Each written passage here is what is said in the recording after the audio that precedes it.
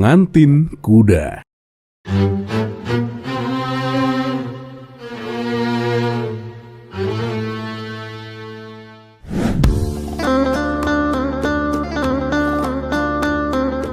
Assalamualaikum warahmatullahi wabarakatuh. Semoga semua kebaikan terlimpah kepada kita semua. Amin ya rabbal alamin. Di rumah Abu Nawas, seorang pemuda datang dengan penuh harapan. Ia yakin akan segera menikahi gadis pujaannya. Namun jawaban Abu Nawas justru membuatnya bingung. Apakah ini tentang cinta atau tentang seekor kuda? Dan inilah kisah pengantin kuda. Dikisahkan Abu Nawas mempunyai seekor kuda yang larinya sangat cepat. Setiap hari ia selalu menaiki kuda tersebut dan memamerkannya kepada kawan-kawannya. "Woi Abu Nawas, bolehkah kami mencobanya?" pinta mereka. "Tentu saja boleh kawan, silahkan," balas Abu Nawas. Lalu mereka pun mencobanya secara bergantian. "Wah, kudamu benar-benar hebat Abu Nawas," puji kawan-kawannya. Namun lama-kelamaan Abu Nawas pun mulai bosan dan berniat untuk menjual kudanya. Sementara itu di tempat lain, Tuan Hamid berniat menikahkan anak putrinya yang sudah menginjak remaja. Tetapi ia bingung mencari pemuda yang pantas untuk menjadi suami anaknya. Anak putrinya lalu memberitahu bahwa ada seorang pemuda yang jatuh hati kepadanya. "Kamu sendiri gimana? Apakah kamu juga suka sama dia?" tanya Tuan Hamid. "Iya ya," jawab anaknya malu-malu. Kemudian Tuan Hamid pergi ke rumah Abu Nawas untuk meminta pendapatnya. "Baiklah Tuan Hamid, besok suruh pemuda itu ke rumahku. Biar aku cari tahu dia itu pemuda yang baik atau bukan," tutur Abu Nawas. Selepas kepergian Tuan Hamid, datang seorang lelaki yang tidak ia kenal. "Tuan Abu, aku dengar kamu akan menjual kudamu. Benarkah kabar itu?" tanya lelaki tersebut. "Oh iya, benar. Kalau harganya cocok, maka aku jual," jawab Abu Nawas. "Kalau begitu, besok kawanku yang akan datang sendiri ke sini, Tuan," balas si lelaki. Ia pun pamit pergi meninggalkan Abu Nawas. Dan keesokan harinya, Abu Nawas duduk di depan rumah menanti seseorang. Hari itu ia memiliki dua janji. Pertama dengan pemuda yang akan menikahi anak Tuan Hamid. Dan kedua dengan seorang yang akan membeli kudanya. Dan tak lama kemudian datanglah seorang pemuda ke Abu Nawas. Abu Nawas pun langsung menginterogasinya. "Kamu benar mau sama dia?" tanya Abu Nawas. "Iya Tuan, saya suka sekali sama dia," jawab si pemuda. "Kamu pernah coba menaikinya?" tanya Abu Nawas. "Belum Tuan," kata si pemuda kaget. "Lalu bagaimana kamu tahu kalau kamu itu suka sama dia? Padahal mencoba saja belum," ujar Abu Nawas. "Pokoknya tidak akan kukasih sebelum kamu mencobanya. Aku tidak mau kalau kamu menyesal," lanjutnya. "Tapi Tuan, saya yakin saya ini yang pertama buat dia Tuan," sahut si pemuda. "Oh tidak, kamu itu bukan yang pertama. Aku saja sering mencobanya. Teman-temanku juga sering mencobanya," timpal Abu Nawas. Si pemuda pun sontak terkejut mendengarnya. Ia lalu berkata, "Baiklah Tuan, kalau begitu aku sudah tidak mau lagi sama anak Tuan Hamid itu." Abu Nawas pun tak kalah terkejutnya. "Hei anak muda, kita ini sedang ngomongin seekor kuda kan?" balas Abu Nawas. Ternyata Abu Nawas kira pemuda itu adalah pemuda yang akan membeli kudanya.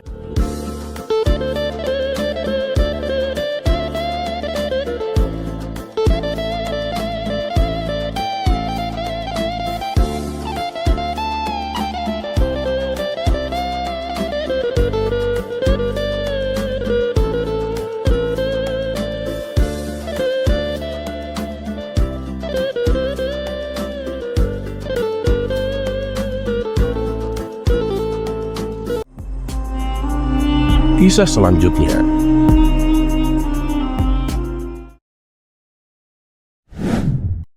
Mengintip maling.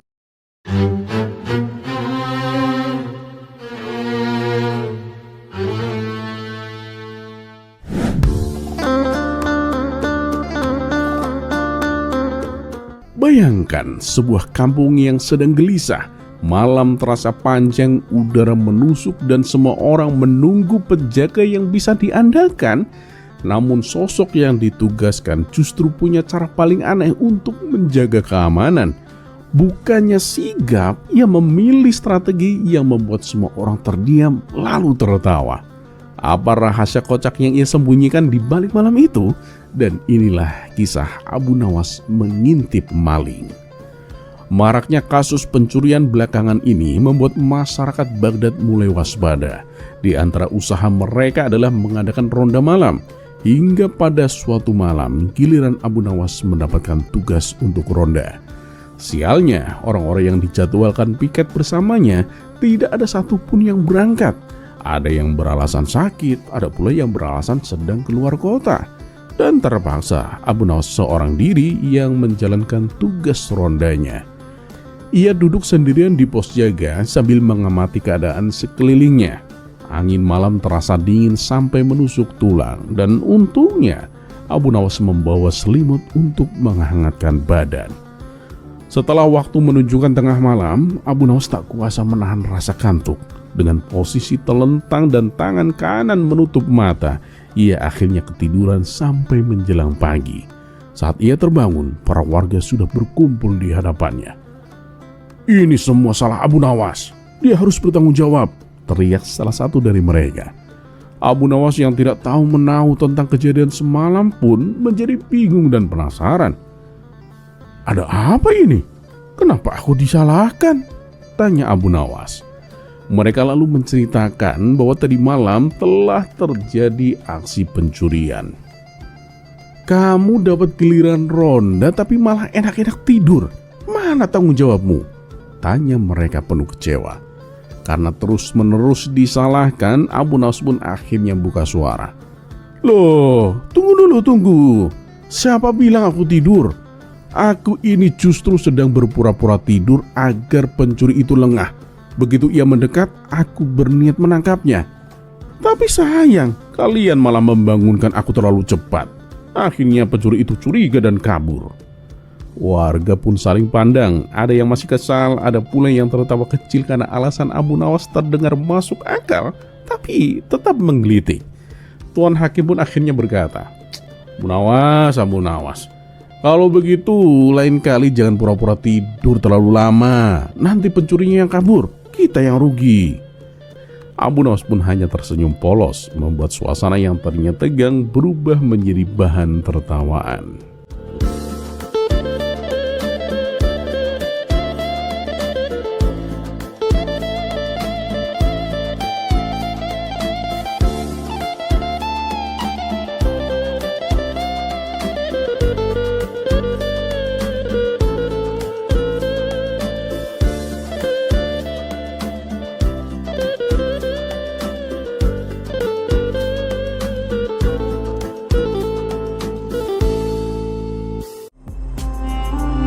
Kisah selanjutnya.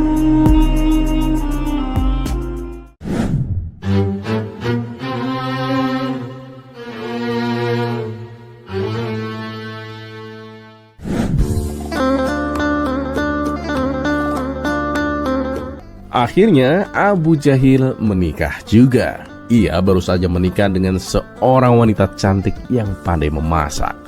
Karena keahlian istrinya itu, Abu Jahil memutuskan untuk membuka sebuah warung makan.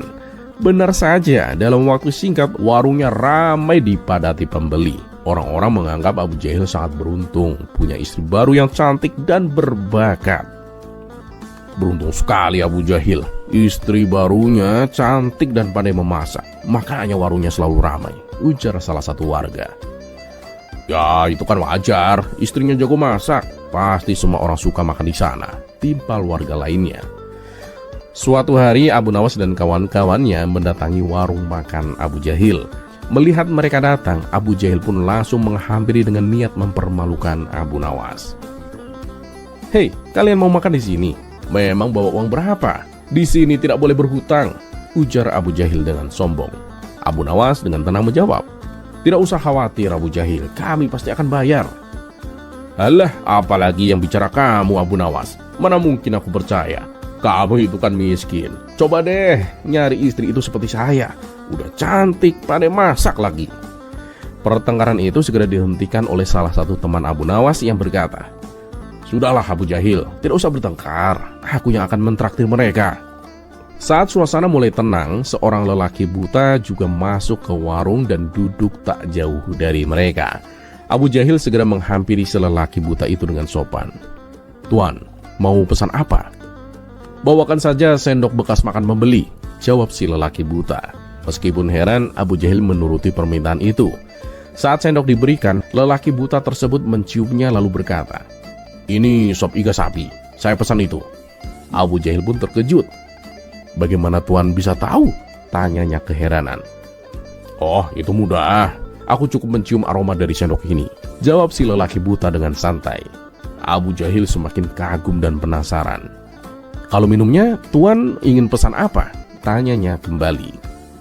"Bawakan aku gelas bekas minum pembeli. Aku akan memilihnya sendiri," kata si lelaki buta. Abu Jahil segera membawakan 3 gelas. Setelah mencium gelas-gelas tersebut, lelaki buta itu berkata, "Gelas pertama ini teh campur madu, aku tidak suka. Gelas kedua juga tidak enak, sepertinya teh campur serai. Nah, yang ketiga ini baru aku suka, teh campur daun jeruk." Abu Jahil semakin kagum, tak habis pikir dengan kehebatan penciuman lelaki buta itu.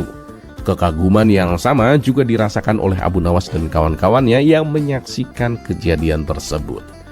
Setelah menyantap makanan, si lelaki buta itu hendak membayar. "Aku sudah selesai, berapa total semuanya?" tanyanya. Abu Jahil yang masih penasaran mencoba kembali menguji kehebatannya. "Tuan, tidakkah Tuan ingin mencicipi hidangan penutup? Bagaimana kalau kita buat taruhan Tuan? Jika Tuan bisa menebak hidangan penutup yang kuberikan, maka makanan yang sudah Tuan makan gratis. Tapi kalau salah, Tuan harus membayar 2 kali lipat. Bagaimana?" Si lelaki buta itu pun setuju. "Baiklah, bawakan sendoknya." Abu Jahil segera menuju ke dapur, lalu menghampiri istrinya dengan rencana yang licik. "Taruh sendok ini di ketiakmu sebentar," kata Abu Jahil. "Untuk apa?" tanya istrinya kebingungan. "Sudah, turuti saja perintahku," kata Abu Jahil dengan nada memerintah. Meski bingung, istrinya menuruti permintaan Abu Jahil. Sementara itu, Abu Nawas dan kawan-kawannya yang melihat tingkah laku Abu Jahil hanya bisa geleng-geleng kepala. Terus-terusan saja dia mengerjai orang," bisik Abu Nawas kepada teman-temannya. Abu Jahil kembali mendatangi si lelaki buta dengan membawa sendok yang telah ditaruh di ketiak istrinya. "Ini Tuan, sendoknya," ujar Abu Jahil sambil cengengesan. Lelaki buta itu mengambil sendoknya dan menciumnya. Tiba-tiba si lelaki buta itu terkejut. "Sejak kapan Jamal bekerja di sini?" tanya si lelaki buta dengan nada penuh keheranan. Abu Jahil ikut terkejut. "Jamal? Jamal siapa? Maksud Tuan gimana?" tanya balik Abu Jahil. "Jamal, itu namanya waktu masih menjadi laki-laki. Setelah menjadi perempuan, namanya diganti menjadi Jubaidah. Dulu dia adalah mantan istriku. Begitu aku tahu dia sebenarnya laki-laki, aku langsung menceraikannya. Memang sudah lama Jamal bekerja di sini," jelas lelaki buta. Spontan, Abu Nawas dan kawan-kawannya tertawa terbahak-bahak. Abu Jahil yang mendengar hal itu langsung jatuh pingsan. Ternyata Jubaidah yang dimaksud lelaki buta itu adalah istri baru Abu Jahil. Kisah selanjutnya.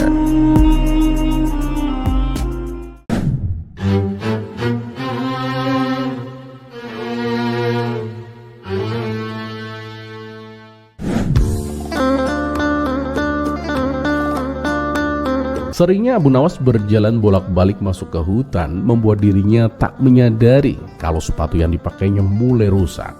Hingga pada suatu hari saat ia berada di tengah hutan untuk menebang kayu, sepatunya sobek dan tak bisa digunakan lagi. Ia pun memutuskan untuk membuang kedua sepatunya dan terpaksa berjalan pulang tanpa alas kaki. Karena jarak yang ditempuh lumayan jauh, telapak kaki Abu Nawas pun menjadi bengkak.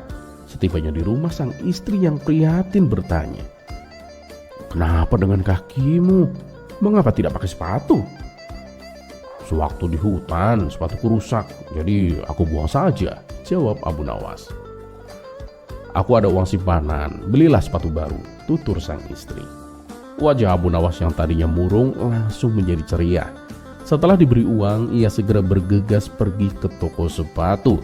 Namun sebelum berangkat, Abu Nawas terlebih dahulu mengukur kakinya dengan selai jerami dan menandainya agar ukuran sepatunya pas.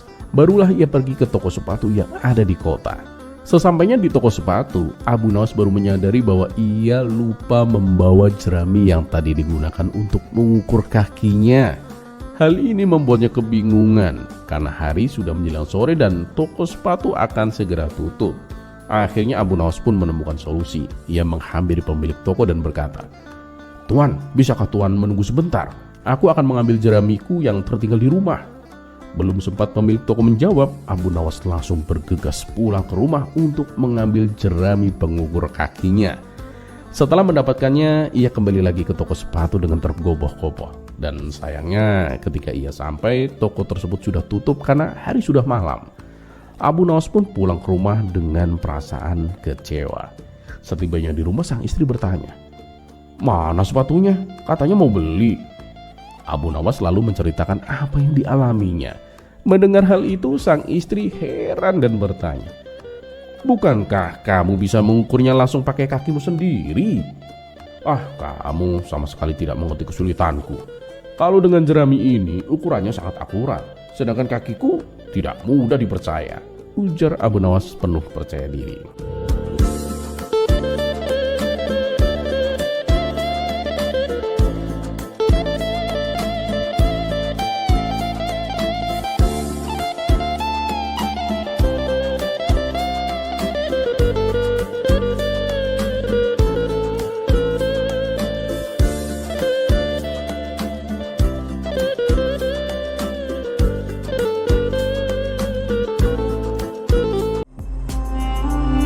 Kisah selanjutnya.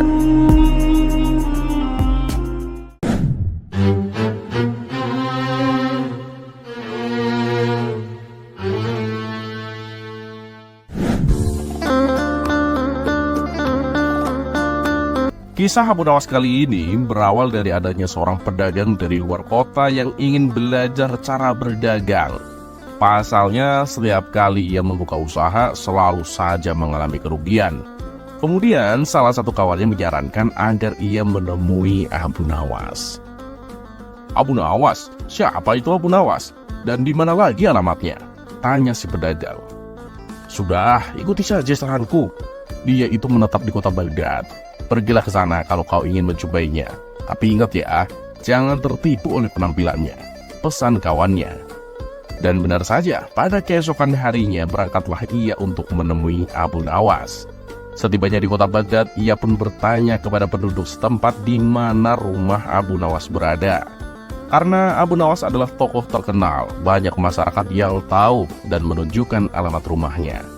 Namun tatkala ia menjumpai Abu Nawas, ia sempat ragu dan bimbang. Hal ini dikarenakan penampilan dan tingkah laku Abu Nawas yang terlihat seperti orang gila. Akan tetapi setelah ia teringat akan pesan kawannya, ia pun segera membuang jauh-jauh perasaan itu.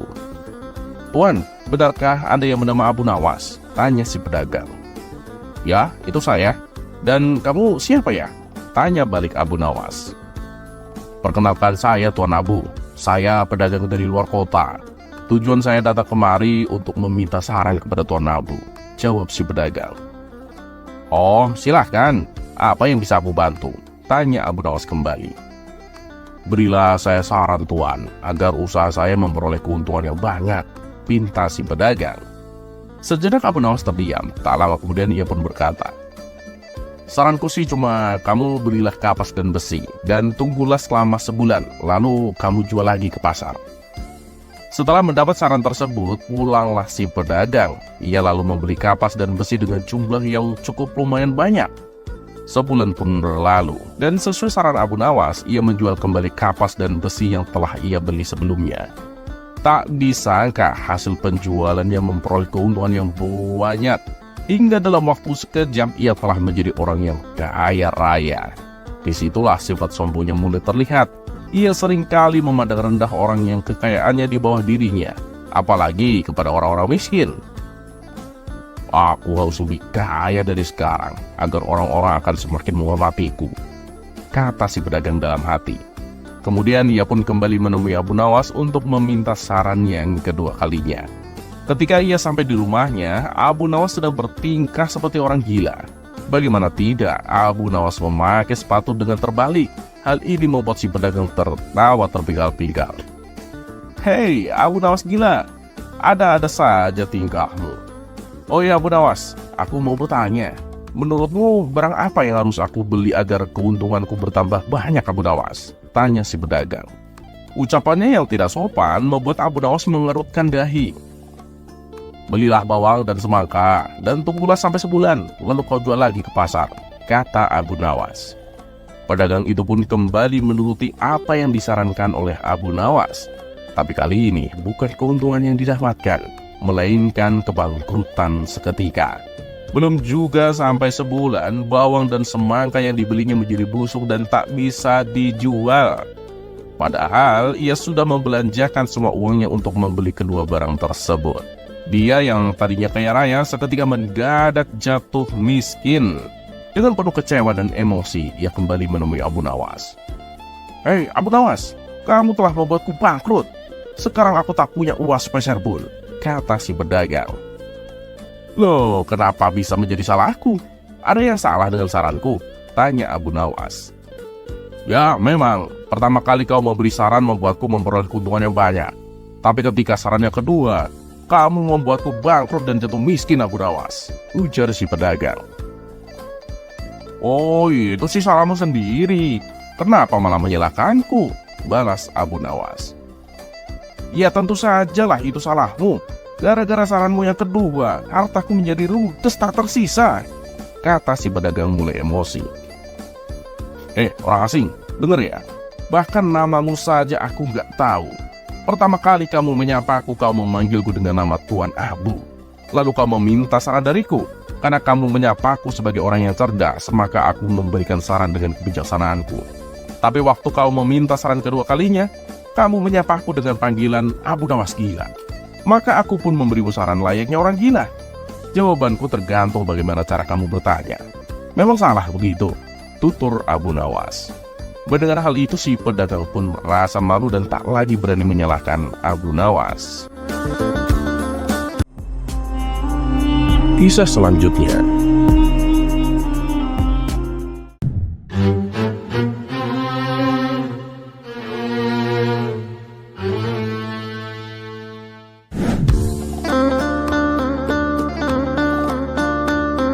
Suatu hari, para penduduk desa berkumpul di kedai teh untuk berdiskusi tentang berbagai hal. Salah seorang warga, Abu Jahil, yang terkenal suka berdebat, tiba-tiba mengajukan pertanyaan yang aneh. Kenapa ya kalau malam hari itu gelap? Kalau siang bisa terang. Kenapa malam tidak bisa terang seperti siang? Katanya dengan nada sok pintar. Orang-orang pun mulai berbisik-bisik mencoba memberikan jawaban, tetapi tidak ada yang benar-benar tahu pasti. Hingga akhirnya Abu Nawas yang sedang asik menikmati tehnya di pojokan dipanggil untuk menjawab. Abu Nawas, kamu kan terkenal cerdik. Jelaskan kepada kami, kenapa malam hari itu gelap? Tanya Abu Jahil dengan nada menantang.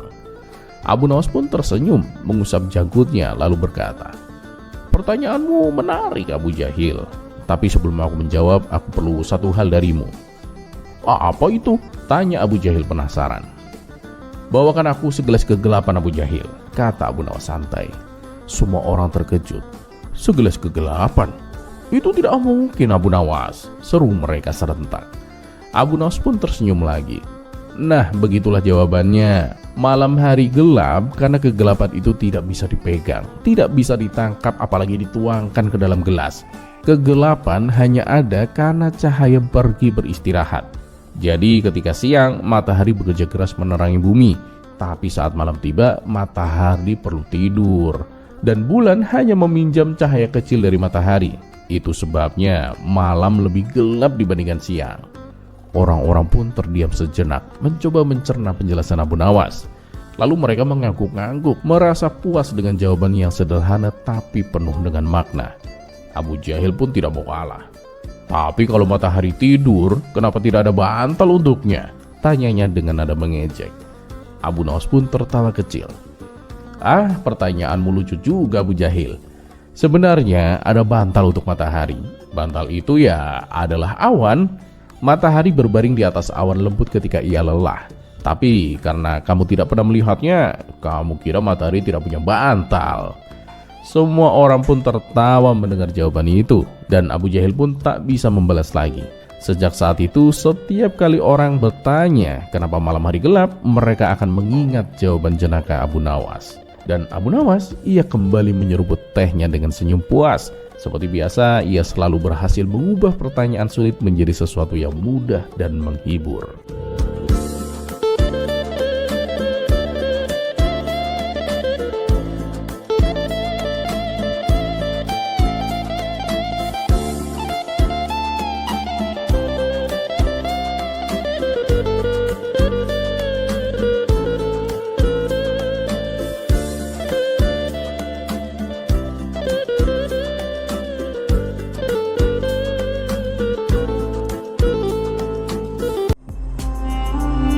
Kisah selanjutnya.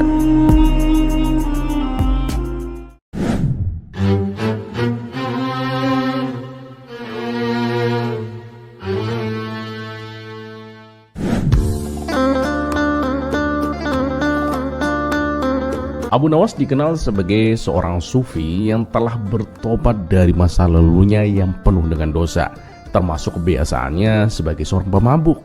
Kini ia menjadi sosok yang dihormati, namun juga ditakuti oleh mereka yang mencoba menjerumuskannya kembali ke jalan kelam. Suatu hari, beberapa orang Yahudi yang iri dengan reputasi Abu Nawas berniat menjebaknya. Mereka mengundang Abu Nawas ke sebuah pesta yang penuh dengan hiburan. Awalnya Abu Nawas menolak dengan halus, namun mereka terus membujuk dengan kata-kata yang manis, bahkan membawa hadiah-hadiah kecil sebagai tanda persahabatan. Akhirnya demi menjaga hubungan baik, Abu Nawas pun setuju untuk datang. Pesta itu berlangsung meriah. Musik, tari-tarian, dan gelak tawa memenuhi ruangan. Abu Nawas tampak tenang duduk di sudut, memperhatikan semua orang dengan senyuman tipis. Namun ia sebenarnya sudah curiga ada maksud tersembunyi di balik undangan ini. Dan benar saja, setelah acara tari-tarian selesai, tuan rumah membawa nampan besar berisi gelas-gelas minuman keras. "Ayo Abu Nawas, ini pesta tidak akan lengkap tanpa kau ikut bersulang bersama kami," seru mereka. Abu Nawas pun mengangkat alisnya. "Maaf teman-teman, agamaku melarangku untuk minum arak." Namun mereka tidak menyerah. "Ah Abu Nawas, hidup ini singkat, nikmati saja. Toh dosa itu urusan nanti kan?" kata mereka dengan tertawa mengejek. Abu Nawas pun tersenyum kecil lalu berdiri. "Baiklah, jika kalian memaksa, aku akan ikut minum, tapi dengan satu syarat." "Syarat apa?" tanya mereka dengan penuh penasaran. "Sebelum kita minum, mari kita lakukan sebuah permainan," kata Abu Nawas sambil mengambil salah satu gelas. "Isi gelas ini sampai penuh. Sekarang aku akan meminumnya, tapi tidak dengan cara biasa. Aku akan menunjukkan kepada kalian bahwa ada cara minum yang lebih seru." Semua orang menjadi penasaran. Mereka mengelilingi Abu Nawas menunggu aksinya. Dengan santai Abu Nawas mengangkat gelas itu tinggi-tinggi sambil berkata, "Perhatikan baik-baik ya."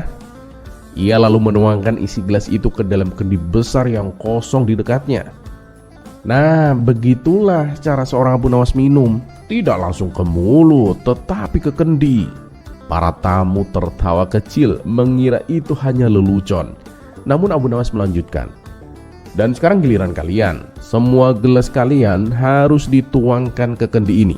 Setelah penuh, kita akan meminumnya bersama-sama." Tanpa berpikir panjang, mereka pun menuruti instruksi Abu Nawas. Semua gelas dituangkan ke dalam kendi besar itu hingga penuh. Tapi sebelum mereka menyadari apa yang terjadi, Abu Nawas tiba-tiba mengambil kendi itu dan melemparkannya keluar jendela, sehingga semua minuman tumpah habis. "Maaf teman-teman," kata Abu Nawas dengan tenang. "Aku hanya ingin memastikan tak ada satu tetes pun arak yang diminum malam ini. Bukankah kalian tadi bilang semua dosa adalah urusan nanti? Nah, anggap saja aku sudah menyelamatkan kalian dari dosa malam ini." Mendengar itu semua orang terdiam. Mereka tidak bisa marah kepada Abu Nawas yang telah melakukannya dengan cara yang begitu cerdik. Akhirnya mereka hanya bisa tertawa masam dan membubarkan pesta dengan tangan kosong. Dan sejak kejadian itu tidak ada lagi yang berani mengajak Abu Nawas untuk meminum arak.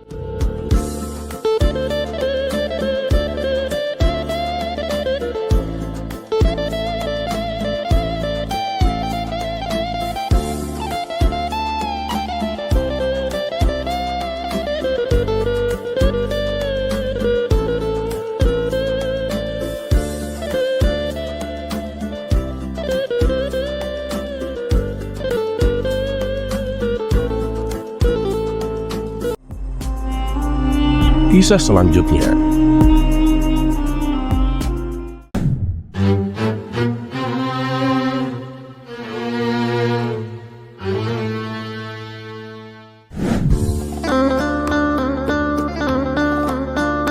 Pada suatu hari, seorang pria kaya raya yang terkenal dengan kedermawaannya datang menemui Abu Nawas. Meskipun dikenal sebagai orang yang dermawan, banyak orang-orang diam-diam tahu bahwa kebaikannya seringkali hanya untuk pamer. Pria itu berkata kepada Abu Nawas dengan nada yang angkuh, "Wahai Abu Nawas, aku sudah dikenal sebagai orang yang dermawan. Namun ada saja orang yang masih meragukan niat baikku. Apa yang harus aku lakukan agar mereka lebih menghormatiku, Abu Nawas?" Abu Nawas melihat pria itu sejenak, lalu tersenyum bijak. "Tentu aku bisa membantumu, tapi sebelum itu ayo ikut denganku ke hutan. Ada sesuatu yang ingin kutunjukkan kepadamu."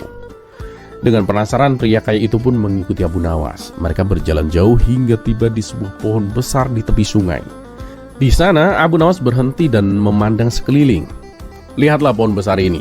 Ini adalah gambaran dari orang yang jujur dan tulus. Dia kokoh dan memberikan naungan bagi siapa saja yang lewat tanpa memandang siapa mereka." Pria kaya itu pun kebingungan, namun dia tetap mendengarkan. Abu Nawas lalu mengarahkan pandangan pada bunga kecil yang tumbuh di dekat akar pohon. Nah, kalau bunga kecil ini adalah gambarannya orang munafik. Tampak indah, tetapi rapuh. Dia hanya mekar saat dilihat orang, namun layu jika tidak diperhatikan. Pria itu pun tertawa kecil. "Apa hubungannya dengan diriku, Abu Nawas?"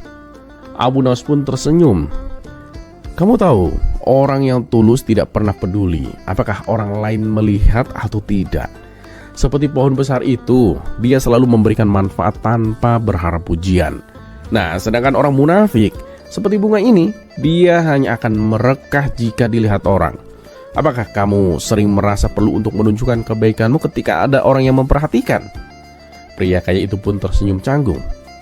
"Aku tidak bermaksud begitu, Abu Nawas. Tapi aku ingin orang-orang tahu bahwa aku ini peduli." Abu Nawas pun menepuk pundaknya. "Peduli itu tidak harus dilihat orang. Sebenarnya kamu sudah tahu apa yang harus dilakukan.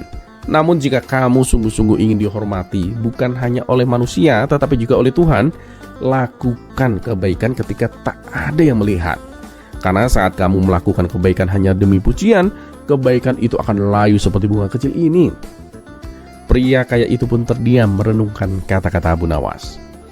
"Jadi maksudmu aku harus berhenti memperlihatkan kedermawananku?" Abu Nawas pun menggeleng. "Tidak perlu berhenti, tetapi lakukanlah dengan niat yang benar. Lakukan tanpa mengharapkan pujian. Orang-orang yang sejati adalah mereka yang tetap berbuat baik meskipun tidak ada yang melihat. Itulah kekuatan pohon besar itu. Ia tetap berdiri kokoh walau tidak ada yang memujinya." Pria itu terdiam lebih lama kali ini. Dia mulai menyadari bahwa selama ini kebaikannya lebih banyak untuk pencitraan daripada tulus dari hati. "Terima kasih Abu Nawas, aku paham sekarang. Aku akan belajar menjadi seperti pohon besar itu, kuat dan bermanfaat tanpa perlu orang lain tahu." Abu Nawas pun tersenyum dan berkata, "Orang yang jujur akan selalu menemukan ketenangan dalam perbuatannya. Sementara orang munafik akan selalu khawatir apakah orang lain melihat atau tidak. Ingat itu." Dengan hati yang lebih ringan, pria itu pun pulang dengan tekad baru untuk berbuat kebaikan dengan niat yang lebih tulus. Kisah selanjutnya.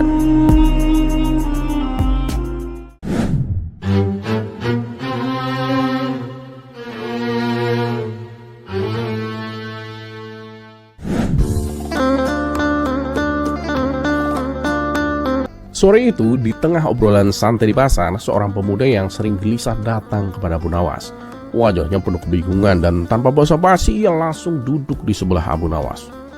"Abu Nawas," kata pemuda itu, "aku punya pertanyaan penting. Kenapa orang-orang begitu mudah berselingkuh? Padahal mereka sudah punya pasangan yang baik. Bukankah seharusnya mereka bisa menjaga kesetiaan, Abu Nawas?" Abu Nawas pun menatap pemuda itu dengan tatapan tenang, lalu tersenyum. "Wah, pertanyaan yang sulit ini. Tapi mari kita coba jawab dengan cara yang sederhana."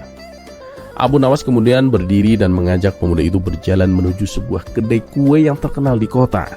Di kedai tersebut ada dua jenis kue yang sangat digemari orang-orang. Yang satu adalah kue coklat lezat yang sudah terkenal kelezatannya. Dan yang satu lagi adalah kue baru yang belum pernah dilihat sebelumnya dengan tampilan yang sangat menarik.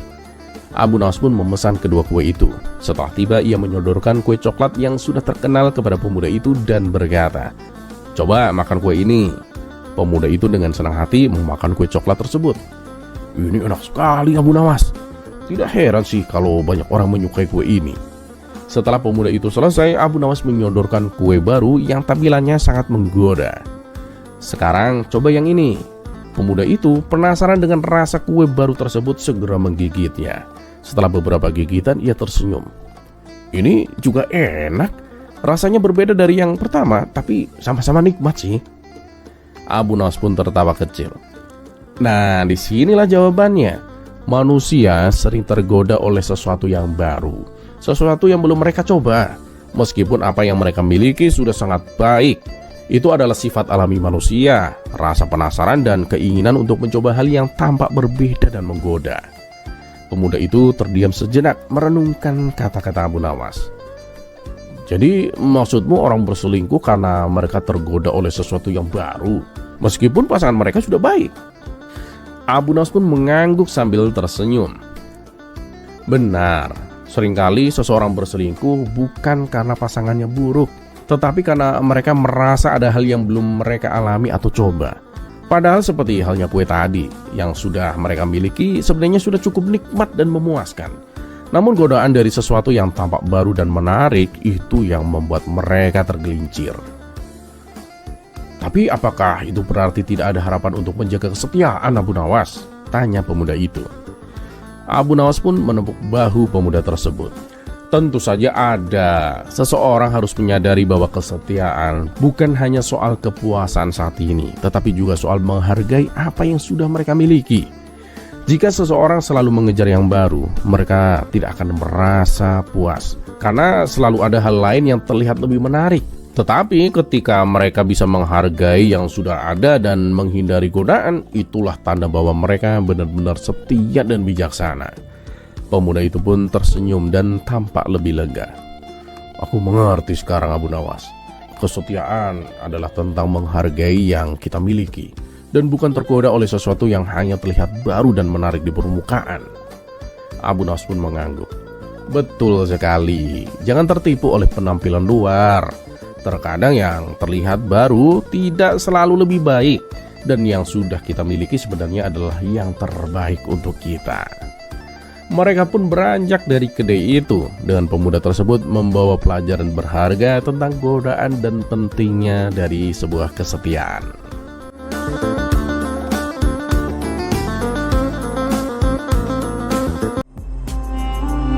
Kisah selanjutnya.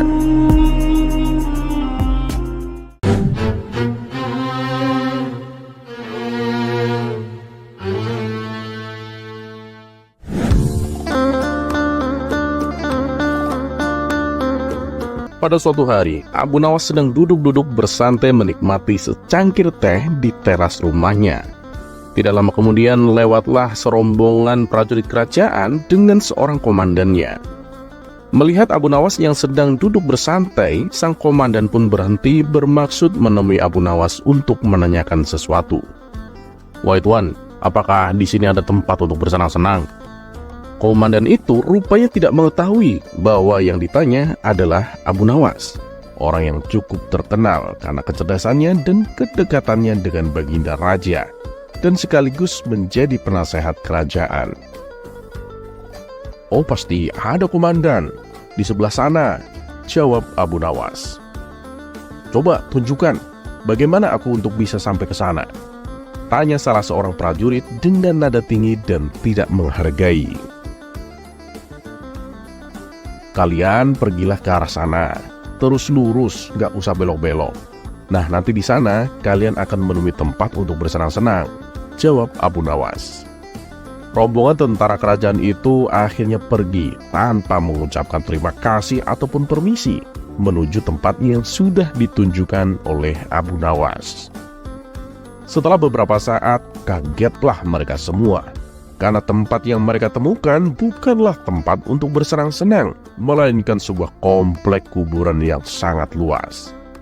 Hal ini tentu saja membuat para tentara marah karena merasa telah dipermainkan oleh Abu Nawas. Mereka pun kembali ke tempat Abu Nawas dan menemuinya. "Woi tuan, berani sekali kau membohongi kami," tanya sang komandan dengan geram. "Memangnya siapa kamu ini? Berani sekali membohongi kami," sahut seorang prajurit lainnya. "Aku ini hanya seorang abdi," jawab Abu Nawas. Komandan dan para prajurit tambah geram dan marah. "Prajurit, tangkap dia," perintah komandan. "Kamu akan aku bawa ke panglima kami untuk diberi hukuman atas perbuatan bohongmu," kata sang komandan. Abu Nawas pun ditangkap dan dihadapkan ke panglima mereka. "Wahai panglima, kami telah menangkap seorang pembohong yang berani membohongi pasukan kerajaan," kata sang komandan. "Lancang benar si tuan ini, sudah berani berbohong pada pasukan kerajaan," lanjut si komandan. Mengetahui orang yang dihadapkan adalah Abu Nawas, sang panglima bersikap biasa saja. Malah ia bahkan memerintahkan kepada prajurit untuk melepaskan borgol yang ada pada tangan Abu Nawas. Komandan dan para prajurit terkejut dan sangat heran. Ada apa gerangan ini? Setelah itu panglima pun mendekati Abu Nawas dan berkata, "Tuan Abu, maafkanlah perbuatan anak buahku di sini. Ini semua karena ketidaktahuan mereka," kata sang panglima dengan sangat lembut. Mereka berdua memang sudah saling mengenal satu sama lain karena seringkali bertemu ketika Baginda Raja mengundang Abu Nawas ke istana. Betapa terkejutnya sang komandan dan para prajurit mendengar permintaan maaf panglimanya. Perasaan sombong dan congkak yang tadi menyelimuti mereka seketika berubah menjadi rasa takut. "Apa yang mereka sangkakan kepadamu, Tuan Abu?" tanya sang panglima. "Begini panglima, awalnya mereka itu memintaku untuk menunjukkan tempat bersenang-senang. Ya tentu saja aku tunjukkan kuburan, karena kuburan kan adalah tempat yang lebih baik bagi orang-orang yang taat kepada Allah SWT. Di sana mereka juga mendapatkan hidangan, terbebas dari fitnah, kejahatan manusia dan makhluk lainnya.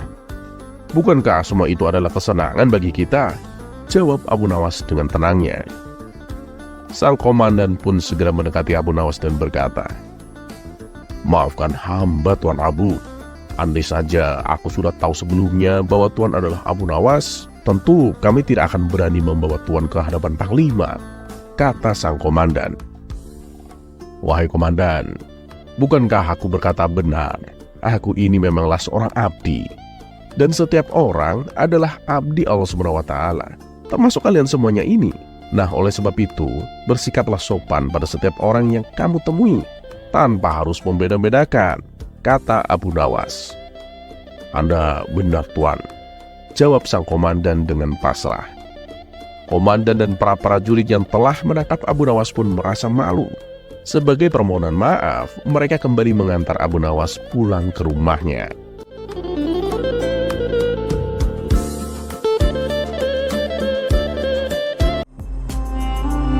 Kisah selanjutnya.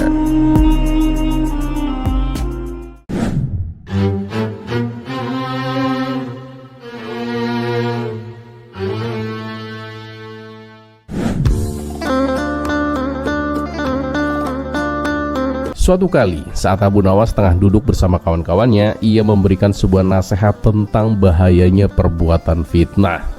Dalam agama dijelaskan bahwa fitnah lebih kejam daripada pembunuhan.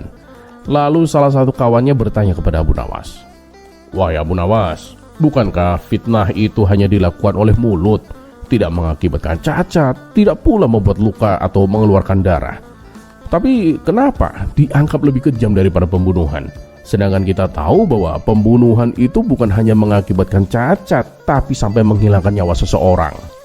Begini kawan, semua itu karena dampak yang ditimbulkan sebuah fitnah itu sangat besar, bahkan bisa mengakibatkan peperangan. Kawan Abu Nawas yang bertanya itu semakin penasaran dengan jawaban tersebut. Masa sih Abu Nawas? Bisakah kau buktikan ucapanmu? Aku sendiri tidak pernah mendengar kisah tentang bahayanya sebuah fitnah, tanya kawannya. Baiklah, aku akan ceritakan sebuah kisah. Nah, kisah ini juga pernah diceritakan oleh Muhammad bin Salamah radhiyallahu anhu. Dahulu ada seorang saudagar kaya ingin membeli budak. Maka pergilah ia menemui sebuah jual budak. Saat ia sedang memilih budak yang akan dibelinya, ia mendapati budak-budak tersebut rata-rata memiliki cacat dan sudah tua. Hanya ada satu budak yang masih muda, badannya bersih dan tidak memiliki cacat. Aku mau beli budak yang itu aja, kata si saudagar kaya kepada si penjual. Apa tuan yakin? Dia memang masih muda dan tidak cacat tuan, tapi dia adalah budak yang suka fitnah tuan, tutur si penjual kepada si saudagar. Nah, akan tetapi saudagar kaya itu mengabaikan pemberitahuan tersebut. Ia pun tetap membelinya. Baru beberapa hari menjadi budak si saudagar kaya, si budak itu mulai melakukan kebiasaannya, yaitu menebar fitnah. Si budak mendatangi istri si saudagar kaya. Ia mengatakan, sesungguhnya suamimu tidak mencintaimu. Ia hendak menikahi wanita lain dan akan menjadikanmu sebagai budak, kata si budak kepada istri saudagar kaya. Istri sang saudagar pun terkejut mendengarnya. Ah, mana mungkin? Bagaimana kau tahu? Tanya si istri penasaran. Karena setiap kali aku diajak keluar oleh suamimu, ia menemui wanita yang akan dijadikan istrinya, jawab si budak. Istri saudagar itu pun mulai terlihat gelisah. Ia terdiam sambil menahan sakit di hatinya. Tapi jangan khawatir, aku punya solusi agar suamimu mengurungkan niatnya, kata si budak mulai menghasut. Katakan padaku, apa yang harus aku lakukan? Tanya si istri saudagar. Nah, begini, bila kamu ingin suamimu masih tetap mencintaimu, nanti malam saat kamu akan tidur dengan suamimu, ambillah sebilah pisau kecil. Ketika suamimu sudah tertidur, cukurlah beberapa helai rambut di janggutnya. Rambut tersebut nanti kamu simpan bersamamu. Dengan begitu, suamimu akan menjadi tergila-gila kepadamu, kata si budak memberitahu. Istri saudagar itu pun mulai terhasut dan menuruti apa yang disarankan oleh budak barunya. Sementara itu si budak gantian mendatangi saudagar majikannya. "Wahai tuan, sesungguhnya istri tuan telah berselingkuh dengan lelaki lain, dan ia ingin membunuh tuan supaya bisa menguasai semua harta tuan," kata si budak. "Wah, itu tidak mungkin. Istriku adalah wanita yang baik dan setia," ujar si saudagar kaya. "Kalau tuan tidak percaya, nanti malam tuan akan buktikan sendiri," balas si budak. Antara percaya dan tidak percaya, saudagar kaya itu mulai merasa bimbang. "Memangnya nanti malam apa yang akan dilakukan istriku?" tanya si saudagar kaya. "Pokoknya tuan tidak boleh lengah, berpura-puralah tertidur, tapi jangan sampai tidur sungguhan tuan," kata si budak mewanti-wanti. Rupanya saudagar kaya juga termakan oleh hasutan dan fitnah si budak. Nah, saat malam tiba, saudagar kaya melakukan apa yang disarankan oleh budak barunya. Ia pura-pura tertidur. Tidak lama kemudian sang istri menghampiri dengan membawa sebilah pisau di tangannya. Ketika sang istri hendak mencukur rambut janggut suaminya, saudagar kaya mengira kalau sang istri akan membunuhnya. Ia pun langsung merebut pisau tersebut dan menancapkannya ke tubuh sang istri. Maka akhirnya sang istri tewas di tangan suaminya sendiri. Akibat dari perbuatan saudagar kaya, pihak keluarga sang istri tidak terima. Apalagi perselingkuhan yang dituduhkan kepada sang istri tidak terbukti. Mereka lantas membunuh saudagar kaya. Kematian saudagar kaya memancing kemarahan pihak keluarganya. Mereka tidak terima atas kematian saudagar kaya yang dilakukan secara keji dan brutal. Hingga akhirnya terjadilah peperangan antara pihak keluarga istri dengan pihak keluarga saudagar kaya. Setelah Abu Nawas selesai menceritakan kisah tersebut, ia kemudian berkata kepada kawan-kawannya, "Sedemikian dahsyatnya pengaruh yang ditimbulkan akibat perbuatan fitnah. Oleh sebab itulah agama sampai memposisikan fitnah lebih kejam daripada pembunuhan. Begitu mendengar kisah yang diceritakan oleh Abu Nawas, kawan-kawannya mulai mengerti bagaimana bahayanya perbuatan fitnah.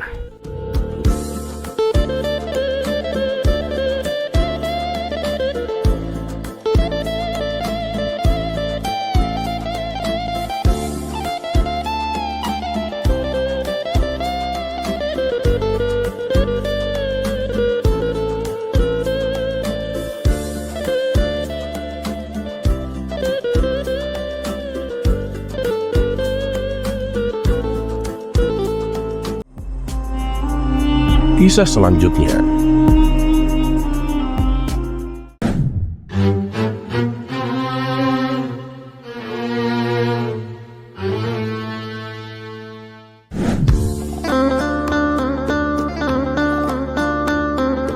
suatu pagi yang cerah, Abu Nawas tampak asyik duduk santai di depan teras rumahnya, ditemani secangkir teh hangat.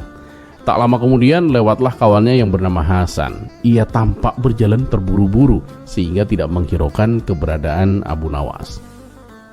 "Hei Hasan, mau kemana? Mampirlah sebentar," sapa Abu Nawas. "Maaf Abu Nawas, aku lagi buru-buru, lain waktu saja ya," balas Hasan. Dan beberapa hari kemudian Hasan kembali berjalan melewati rumah Abu Nawas. Kali ini raut mukanya kelihatan murung.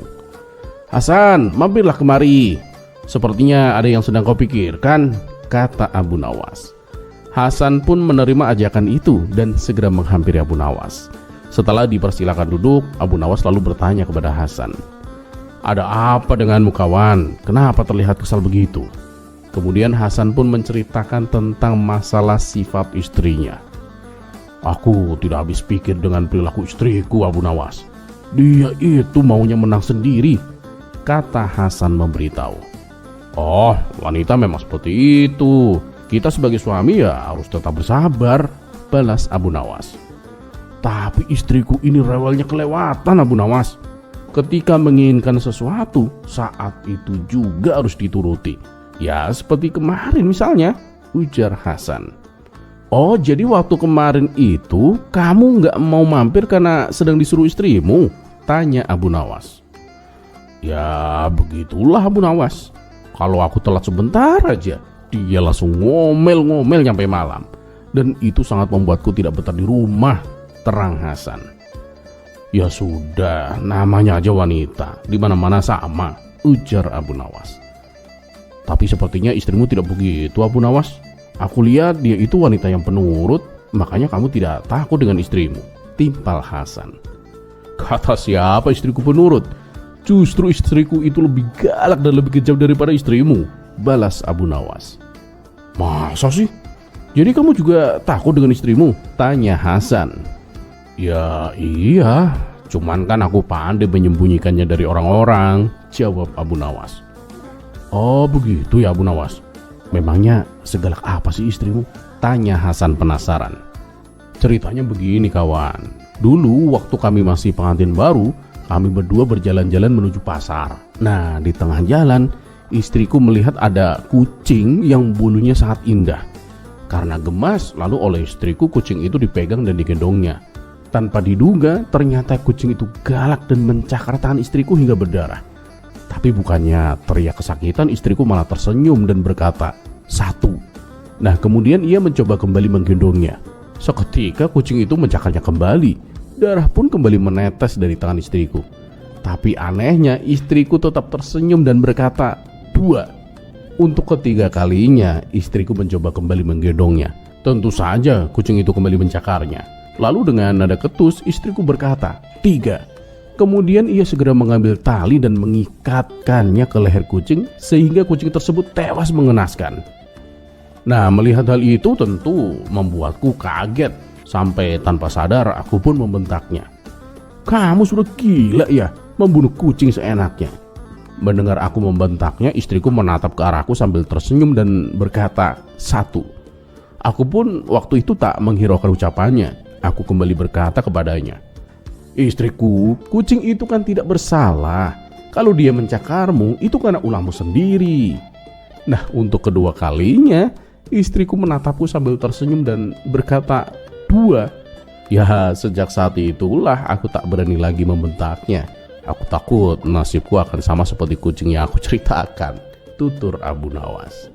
Spontan Hasan pun tertawa terpinggal-pinggal mendengar cerita Abu Nawas.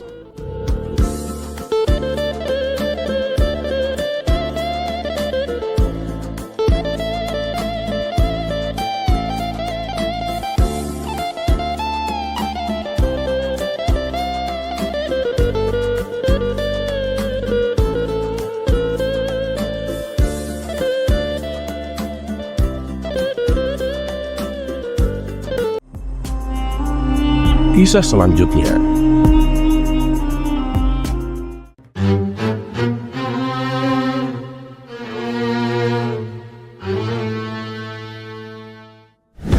Mempunyai kebun mangga yang sedang berbuah memang sesuatu yang sangat menyenangkan. Apalagi sebentar lagi sudah bisa dipanen. Itulah kebun mangga Abu Nawas yang sedari kecil tanamannya dirawat dengan sepenuh hati.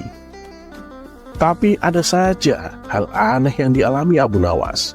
Kebun mangga yang sebentar lagi panen itu ternyata berkali-kali diambil oleh maling. Bahkan sempat-sempatnya maling itu makan buah mangga di kebun. Ini terbukti dari banyaknya kulit dan biji mangga yang berserakan di bawah pohon. Usut punya usut, ternyata yang mencuri di kebun mangga Abu Nawas adalah seorang pengemis yang bernama Mang Sarmun. Kebanyakan warga memanggilnya Sarmis, Sarmun si pengemis. Awalnya Abu Nawas membiarkannya, lebih karena kasihan. Karena memang kehidupan Mang Sarmis ini jauh dari kata cukup. Ia hanya mengandalkan pemberian dari orang lain. Tapi lama-kelamaan ternyata Mang Sarmis ini menjadi kebiasaan. Tentu saja hal ini membuat Abu Nawas geram. Hingga akhirnya Abu Nawas memutuskan hendak memberinya pelajaran. Ketika Mang Sarmis tengah mengambil buah-buahan di kebun, Abu Nawas langsung menangkapnya.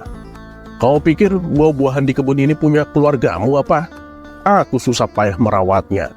Kamu malah enak-enakan mengambilnya, bentak Abu Nawas. Tapi dengan entengnya, Mang Sarmis membalas. Loh, kamu gak tahu? Aku ini kan hamba yang dicintai Allah. Bukankah Allah mencintai fakir miskin? Dan kebun ini sejatinya adalah milik Allah kan? Begitu juga buah-buahan yang ada di dalamnya. Jadi aku hanya memakan yang merupakan milik Allah. Karena aku ini kan hamba Allah yang dicintainya. Mendengar hal itu Abu Nawas pun hanya terdiam. Karena pada dasarnya apa yang dikatakan Mang Sarmis memang benar adanya. Ia pun lalu melepaskan Mang Sarmis. Rupanya alasan tersebut selalu diucapkan manakala tertangkap basah mengambil buah di kebun Abu Nawas. Dan lagi-lagi Abu Nawas kembali melepaskannya. Kalau begini terus caranya, panen kebunku bisa rugi, batin Abu Nawas. Setelah berpikir cukup lama, akhirnya Abu Nawas menemukan sebuah ide yang cemerlang. Dan pada keesokan harinya, Abu Nawas membuat tongkat kayu dan dibawa ke kebun miliknya. Setibanya di sana, selang tidak berapa lama, datanglah Mang Sarmis untuk mengambil buah mangga. Meskipun dia melihat ada Abu Nawas di situ, ia tak memperdulikannya sama sekali. Dengan santainya, Mang Sarmis mengambil buah-buahan dan memakannya. Kesempatan ini langsung digunakan Abu Nawas untuk menjalankan rencananya. Woi, lagi ngapain kamu? Tanya Abu Nawas. Kamu gak lihat? Hamba Allah ini sedang memakan buah mangga milik Allah. Apakah ada yang salah? Kata Mang Sarmis balik bertanya. Oh enggak ada yang salah kok, balas Abu Nawas. Akan tetapi tiba-tiba Abu Nawas memukulnya dengan tongkat kayu yang sudah ia siapkan dari rumah. Sontak Mang Sarmis menjerit kesakitan. Celakalah kamu, berani-beraninya menyakiti hamba Allah, umpat Mang Sarmis. Abu Nawas pun membalas. Loh, aku kan memukul hamba Allah dengan tongkat kayu dari pohon Allah. Karena inilah tugasku menjaga kebun milik Allah. Mang Sarmis tak mau kalah. Tapi aku kan hamba yang dicintai Allah, ujar Mang Sarmis. Namun Abu Nawas juga tak kehilangan akal. Memang Allah sudah memberi izin padamu? Oh, atau perlu aku bantu kamu berjumpa dengan Allah, biar kamu bisa minta izin langsung padanya? Kata Abu Nawas. Gimana caranya? Tanya Mang Sarmis heran. Itu sih gampang. Tunggu kamu di sini. Aku ngambil pedang dulu di rumah untuk menebas batang lehermu, jawab Abu Nawas. Mendengar hal itu, Mang Sarmis pun kincep, tak bisa berkata-kata. Hei Sarmis, denger ya. Kalau kamu ulangi lagi, aku tak segan-segan membuatmu minta izin pada Allah langsung, ancam Abu Nawas. Mang Sarmis pun langsung lari terpontang-panting ketakutan. Dan sejak saat itu, Mang Sarmis tak pernah lagi mengambil buah-buahan di kebun milik Abu Nawas.